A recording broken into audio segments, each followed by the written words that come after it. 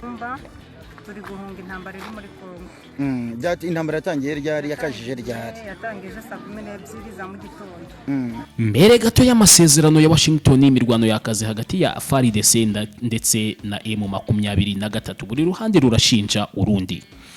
Ingabo za Repubulika ya Demokarasi ya Kongo n'umutwe w'inyeshyamba wa AFC M23 urwanya ubutegetsi bw'icyo gihugu bongeye kwitana ba mwana ku mirwano mu ntambara ya Kivu y'Epfo mu burasirazuba bw'igihugu.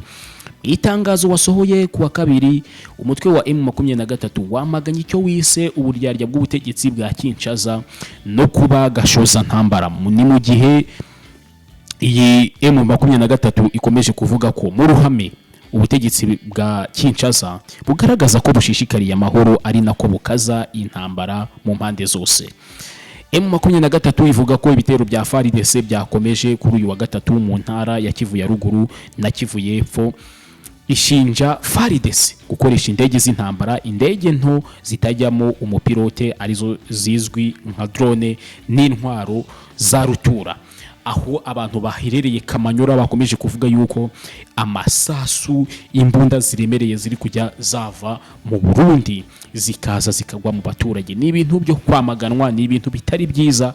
Ntabwo Afurika yacu yazigera bimwe mu gihe duhura mu ntambara, mu gihe abandi bari mu iterambere ariko twebwe turimo gusenya. Nibyo twagezeho. Mu butumwa bwanditse ino M23 yoherereje BBC News gahuza miryango kuwa gatatu n'amakuru ino nkuru turi kwikesha BBC. Umuvugizi wa FARDC General Major Sylvain Ekenge yahakanye ibirego bya M23 byo kurenga ugahenge. Rero turakomeza turebera hamwe n'izindi nkuru ziri kugenda zivugwa hirya no hino.